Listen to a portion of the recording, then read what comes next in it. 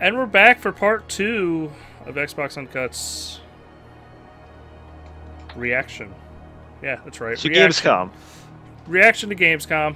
For some reason, our 2015. stream keeps buffering. We tried to restart it. For some reason, it's acting up. It's going between 770 kilobits per second down to 392, all the way up to like 2,500 kilobits per second. It's just weird. I don't know what it is. I don't know why it's doing that, but it is. I even updated my, upgraded my service to 20 megabytes upload, and it's still, I'm having issues. So, on Friday, I'm getting a new modem, so hopefully all these issues go away, because I'm going to go from a 4-channel modem to a 16-channel, so hopefully it unclusterfucks the network. Fingers crossed. But for right now, So where were we? Oh, Halo. We didn't talk about the Halo bundle. Halo bundle. It's $3.99. It's 1 terabyte. No, it's not. It's Is it? $4.99. It's $4.99. I'm sorry, $4.99, 1 terabyte, but it does come with the deluxe digital edition, right? Yeah. And it Takes comes with a steel case. And yeah, it's kind of overpriced, but it's going to sell because it looks pretty cool and it's going to have cool sound effects and all that stuff. So the controller that comes with it is the lock controller, though, and not the Master Chief controller. Which is kind of lame. But you can buy the Master Chief controller separately. Personally, I think that they should have included both of them. Yeah, Although $4.99. Then again, that might suggest that it does, in fact, have split screen co-op, which does not. So maybe that would have been a bad idea. Yeah. But yeah, it's not the best price, but I kind of want one. I'm not going to get it, but I kind of want one. I have to run it past Maria. Looks pretty. Alright. Is there any other Gamescom news? We didn't talk about Tomb Raider. Tomb Raider. I didn't watch it, so I don't remember. I'm sorry. Yeah, it had Tomb Raider had a big gameplay demo. What about Halo? Talk about Halo was. No, of course, it's the big ending. Yeah, but first Tomb Raider had kind of a Last of Us vibe in this particular demo, so more stealth, which, I mean, wasn't true stealth, it doesn't seem like, but... How did you respond to the stealth for that? I'm okay with it, because it looks like you don't have to stealth. It's an option. I can still go in guns blazing and kill everything if I want to. As long as it's not forced. If it's forced, I'm gonna be kind of upset, unless it's a really short portion of the game. Yeah. But I it looks good still. Yeah. Very pretty. I'm excited about it. It was weird that they had like a proper another demo of that, but didn't of Halo. Yeah, I guess they had something available, you know? Whereas Halo, they probably didn't have it available yet, or they didn't want to show it because of spoilers or whatnot. They did reveal a whole bunch of tombs. They showed like not a montage, but like a screen with all the different pictures of the different tombs. They didn't announce any multiplayer, so I'm thinking there's not going to be multiplayer at this game. And that the focus went from multiplayer to optional tombs. Which, I think that's a great thing if that's the case. Yeah, because Eidos Montreal were the ones that did the tombs. Mm-hmm. And last time they did the multiplayer. Sorry, yeah, that's what I meant. Eidos Montreal did the multiplayer last time, and this time when they announced that they were involved again, they weren't like, oh, you know, they just said that they're working on the tombs, so... The challenge tombs, yeah. But then it's kind of weird that if there is just no... These cameos are killing me. If there is no multiplayer, why they haven't just said it? No, they haven't said it yet, but... I'm thinking there's not going to be any. Yeah. So that's good. And then we closed with Halo Wars 2, which is awesome because Creative Assembly is on it. The creators of Total War and Alien Isolation. So it's a good development team on there. And apparently Creative Assembly has over 300 members on their team, and it was only 100 members who worked on Alien Isolation. So They do have the manpower to make this game without a whole lot of help, it looks like. So and it's interesting because it's Sega who owns Creative Assembly, yet Creative Assembly is still developing this game for Microsoft. So Yeah, I think I want, it's a good sign that they were able to get, like a top name studio to do it. I mean, in the RTS, world, I don't think they could have picked anyone much better. there was no one better that they could have even had. So I'm pretty surprised they got Creative Assembly, honestly. Yeah. So It was them or doing a first party or getting the best. well, we all Well, kind of assumed that Decisive Games was going to be the team that worked on it because that name was dropped by Kudo. And when you did your job searches and stuff, you found out it was a RTS type company, right? they called themselves a strategy game studio, which, I mean, that's what I think we can take from it. But maybe they're working on Age of Empires. That's a Yeah, possibility. that's what I and some others have taken from it. I mean, I did wonder if perhaps it might be a case of the fact that they would help on, like what Jade Raymond's new studio is doing at EA, where they're helping on Star Wars whilst they get their, whilst they sort Yeah, of get but up and running. they probably would have put that in the trailer. Because it's not like people don't know the team exists. I mean, Kudo did What? actually mention them, so But how many people do know they exist? yeah. I don't think anybody does know they exist. So I think it's very difficult. I think it's the sort of thing where I think that at a later date they'll come out. If they were to announce something, say next year, they would say, "Oh, by the way, we're Or also helping on Halo Wars, but for 2017 or something, we've got Age of Empires or or whatever." do we think that maybe they'll be working on DLC? Remember how they made a separate studio after Ensemble closed? Robot Entertainment. Yeah, yeah, Yeah, just to work on DLC. So maybe Creative Assembly gets the game out the door and Decisive does the maintenance and DLC before they move on to a new project. yeah, possibly. But it's not a Civil War type game. We still know it's humans versus the Covenant Yeah. because it was a brute, right? Yeah, but we don't They know. showed. We need to find out what's happening with the brutes in Halo 5 before we say anything, though. Yeah, we also don't know when it takes place. Does it take place after the first Halo Wars, or is this going to take place after Halo 5? Yeah, because they also on the Xbox Wire post about it, rather somewhat strangely, actually, they said we're very deliberately not talking about where it's set or anything. Yeah, that would be So- cool if it's after Halo 5 and continues some kind of storyline that pops up in there. So, I mean, it's exciting. I mean, it helps round out that 2016 lineup, which is looking pretty damn good now. So, Blockbuster. yeah, Their 2016 lineup is it's mayhem. Stunning. they're gonna move There's- something. Look, if the best lineup of Xbox history was 2015, I don't know what you call 2016. The thing is, I would also say that I do think that it is kind of slanted towards the holiday a bit more than I was sort of hoping. But Me too. know, but the thing is, can I list what's 2016? Is that Yeah, Yeah, that's fine. Top to bottom. in terms of what Microsoft specifically publishing? I'm not going to include indies because I'll be here forever. Okay, so they've got Quantum Break in April. Then in the sort of spring summer period, they're supposed to Recore and the Crackdown multiplayer. They also confirmed Sea of Thieves was 2016, and then in the holiday, you'll have Scalebound, Gears of War 4, and Halo Wars 2. Killer Instinct Season 3 is also in March. I mean, what's that, 8 titles? Yeah, 8 titles. I mean, that's a huge lineup. Well, they're also, and I know it's an indie, but Cuphead is part of their lineup, I would say, since it's an exclusive and it looks like it's going to be a pretty big release for an indie. So they'll try to position that in a way where it's separate from the others as well, I assume. Yeah.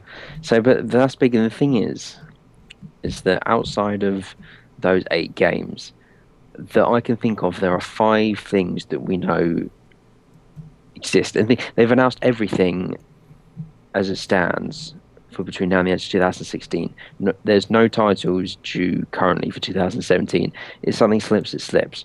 But there's five things that we know exist that they still haven't announced. And you look at E3 and Gamescom next year, right? Are they going to have what 5 or 6 of those games to show at E3 and Gamescom?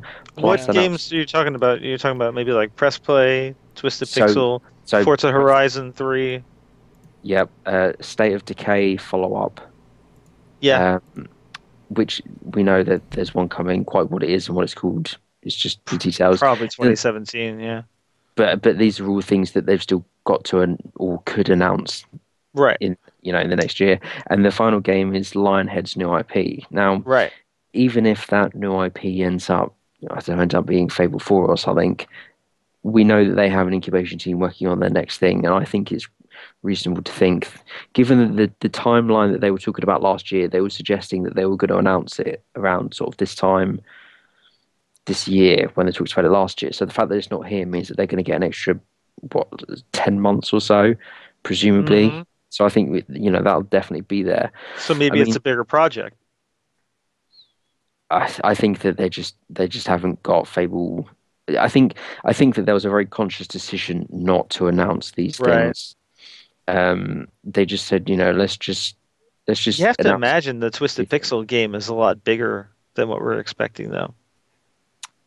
compared to something like Loco Cycle. Yeah, Yeah, it's probably twice the previous- size. Because previously, last generation, it was sort of at worst, it was sort of a game every other year, whereas Right. this has been 2 years and it's still not announced yet. Hmm. I mean that there's sort of 3 things. There could be another rare game that could be next year. Decisive games if they turn up. Hmm. And then there's other partnerships that when you get into next year, there's things like if there's a Sunset Overdrive 2. Could be announced next year. Have they got another game with Frontier, Moon Studios? And you look at Ruffian, Certain Affinity, Access Games, who did D4. So if they've sort of renewed their partnerships with any of these companies, Something else could come, yeah. there's and I think that there has to be another event between now and E3 Yes. because there's too much. There's just Well, too they much. got what is it? The video game award show that they're doing. But they're not thing going to is- announce a big AAA title there, though. Yeah. But the thing is, you're also not going to announce a Twisted Pixel or a Press Play game there. No. It's just because the amount of money that it will probably cost to get on the stage is probably about half the game's budget. Yeah. I can't imagine Jeff Keighley's cheap. And I think that the Video Game Awards To keep that show going, I think he might be. He might be taking whatever he can get, actually. But I think that the Video Game Awards will very much be Quantum Break, Gears of War 4, because the beta is in spring. So we haven't had a blowout for that yet for the multiplayer. And we're going to have one. So a big trailer, maybe some gameplay of it. They'll And show a then- bunch of indies, too. We'll see And then- Tacoma, we'll see Cuphead, we'll probably see Ashen again. But then Recore, which is due for spring, even if that They gets need to stuff up. show Recore. So, I think realistically, I think it's all about setting realistic expectations. I don't personally expect them to go into the Game Awards and announce anything new. I think that they would save that for something more Xbox because they've got enough to justify being there that people would want to see. So where do you think they're going to show all this stuff then? They would have to They have- their own what is that, event X- like PSX, right? Don't they have X whatever event like every couple of X- years? Oh, that X- was a long time ago. X15 is in 2 weeks in Canada. It's not Yeah. a big thing. GDC is possible. They announced Gigantic at GDC. They announced, it's a long time ago, but they did announce Gears of War 2 at GDC Calling it. 2008. They're going to announce it at Build. Or they do their own separate press conference And on this is the campus thing, and they- invite everyone there. Well, the thing is that they have to have a preview event. So when Gears Judgment came out, something I noticed that they did 2 preview events for it in that period. And obviously Quantum Break's coming out like the equivalent of 3 years later or something, 3 weeks after Judgment did in the calendar. And also, as I said, you've got the Gears of War beta, Recore, so they're going to do a preview event. I mean, that sort of preview event could be where you turn around and say, by the way, here's a Twisted Pixel and press play game. Like, I don't think you need to put them on stage. A conference, yeah. But they may do, but it's not the thing that you need to. Kalimba never had any stage time, neither did Max. Loco Cycle got a very short teaser trailer when it was originally announced. It depends on how big it is. If this Twisted Pixel game is a lot bigger than what they've done in the past and they have confidence in it, they're not just going to show it as a preview unveil. I mean, no, they'll but do something a what I'm little saying more is special. but they could announce it there because when you announce something, you don't just play it like you do with Scalebound. You talk about it, right? Game is and also and you can just avoid that section if the game is already announced. So then they can just get straight into, oh, by the way, here's a trailer, or here's just a gameplay section. So I think it makes sense for them to, like next year, I think there's a big possibility of them spreading things throughout the year because otherwise they're not going to have any time for anything E3 apart from these games with the amount of time they spend on them. Mm-hmm. And then obviously, and obviously we got 2017, and I can't imagine that Phil's sitting in his office in his Game of Thrones like Xbox chair or something, thinking, oh, I've done now. 2016 looks great. They'll be working on big new things that they'll want to announce. Yeah, they already are. He's already full force in 2017 at this point. They've already signed those games. It's just a case of when you show them. So then you obviously have those announcements, and it's I think. Like this Gamescom was about closing the gap because like the big three that they showed were all announced in 2013 or 2014. Right. It's now that everything they've got announced comes out as it stands in the next 2 years. Well, this year, next year, yeah. Yeah. So in the next 15 months, everything's out. I think then they wanted to squash that gap up, have all those games in, then so they can sort of ride out a bit and then focus on closer reveals to the announcements, but also showing gameplay. Right. So I wouldn't expect them to show Do you think it's getting him in trouble?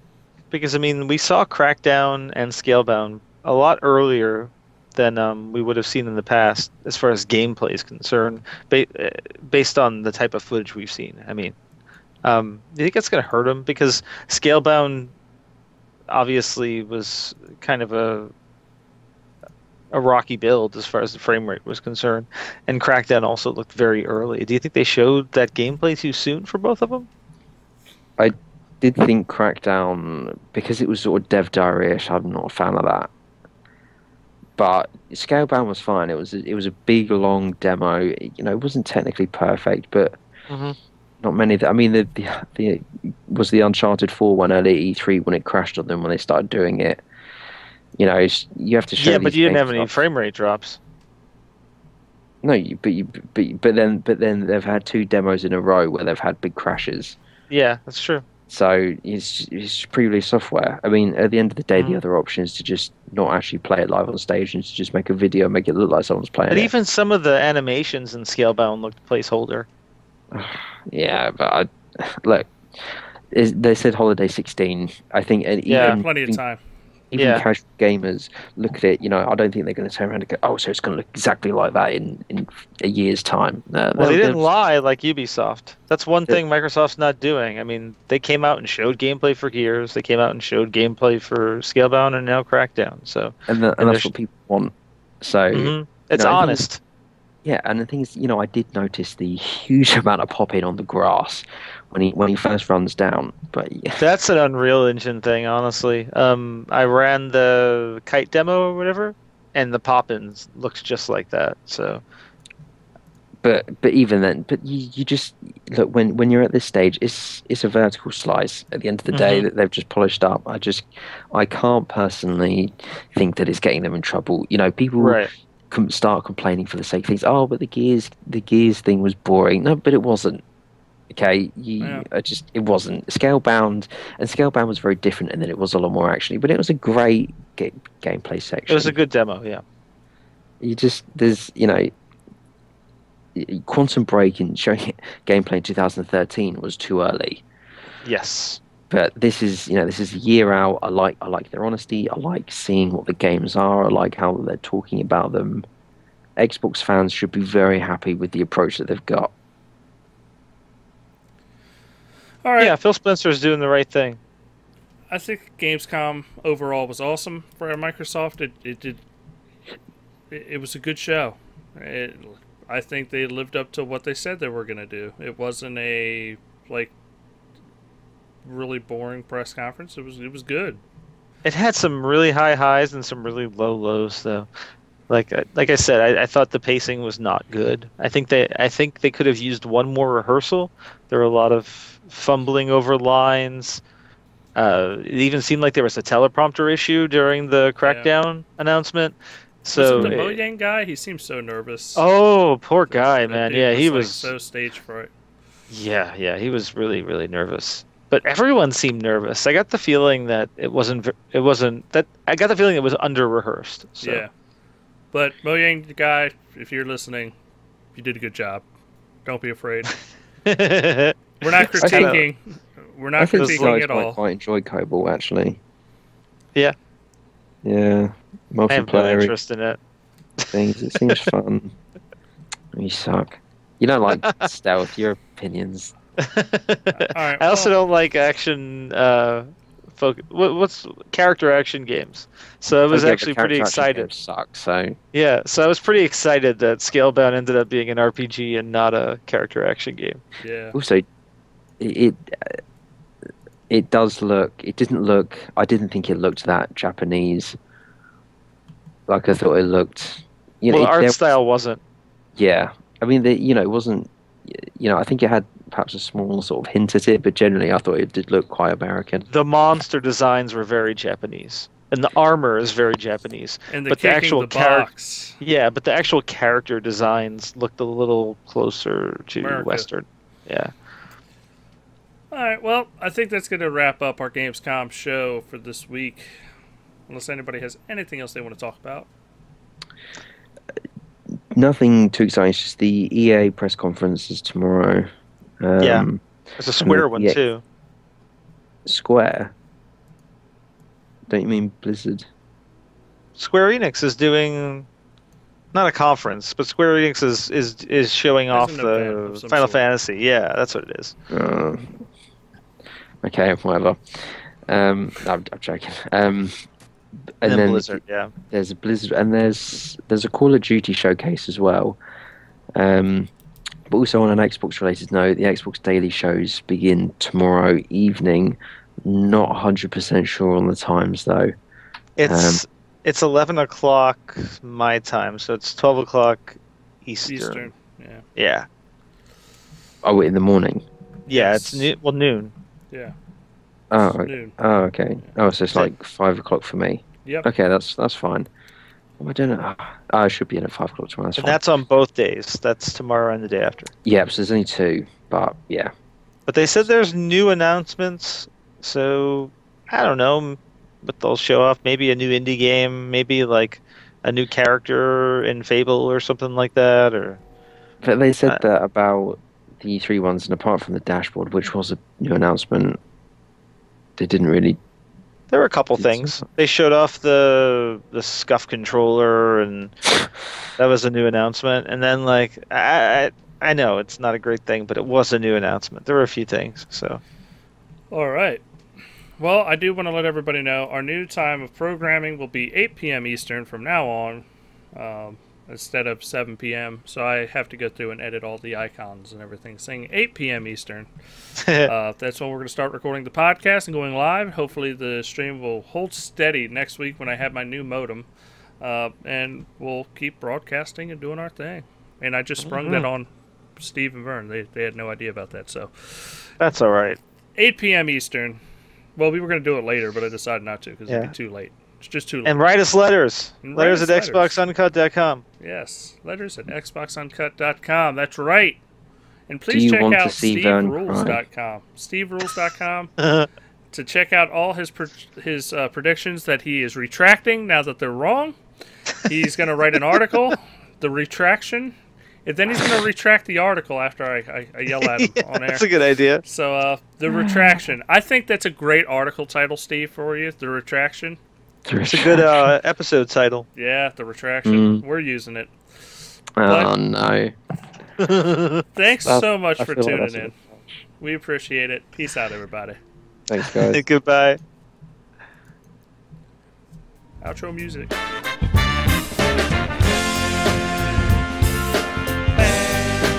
Do you mute us when you're doing the outro music? No, people can hear you right now. Oh, wow. But on the actual podcast, they won't. Yeah. Thanks, everybody on Twitch. Thanks, everybody on YouTube for tuning in to this 2-part episode.